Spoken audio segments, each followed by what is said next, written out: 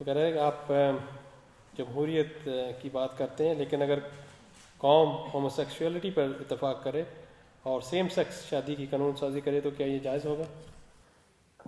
جب جمہوریت کو ایک اصول کے طور پر اختیار کیا جاتا ہے تو اس کا مطلب یہ ہوتا ہے کہ قوم فیصلہ کرے گی، حکمرانی کا فیصلہ بھی وہی کرے گی، قانون سازی بھی اسی کے نمائندوں کی اکثریت سے ہوگی۔ اگر کسی قوم نے کوئی قانون بنایا ہے اور وہ قانون غلط ہے، مثال کے طور پر وہ اللہ کی تعلیمات کے خلاف ہے، وہ پیغمبروں کی تعلیمات کے خلاف ہے، تو ہم اس کی اصلاح کریں گے۔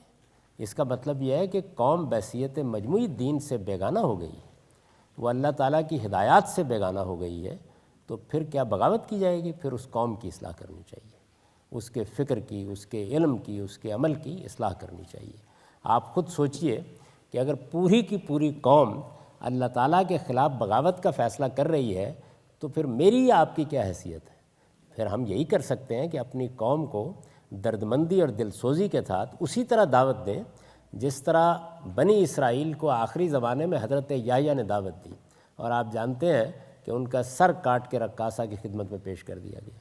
سیدنا مسیح علیہ السلام نے دعوت دی، تو پھر ہم یہ کریں گے۔ یعنی اس کا کوئی اور حل نہیں ہے۔ اگر آپ کی پوری قوم اس درجے دین سے بیگانہ ہو گئی ہے تو پھر آپ کو قوم ہی کے پاس جانا ہوگا، اس کے دل و دماغ کو اپیل کرنا ہوگا، اس کی اصلاح کرنی ہوگی۔ یہ کسی پابندی لگانے سے نہیں ہوتا، لوگوں کا حق ہے کہ وہ فیصلہ کریں، یہ حق ان کو خدا نے دیا ہے۔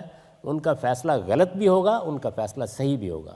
صحیح فیصلے کی تائید کریں گے، غلط فیصلے کو تبدیل کرانے کی کوشش کریں گے، جیسے کہ دنیا کے بہت سے ملکوں میں اس طرح کے بعض غلط فیصلے ان کی پارلیمنٹ نے کیے ہیں، اور وہاں جو سلیم و طبع لوگ ہیں وہ علم کے ساتھ، استدلال کے ساتھ، آرگومنٹ کے ساتھ اس کی غلطی واضح کرتے ہیں، یہاں تک کہ پھر لوگوں کی بڑی تعداد اس غلطی کو سمجھ لیتی ہے، اس کے لحاظ سے قانون میں تبدیلی ہو جاتی ہے۔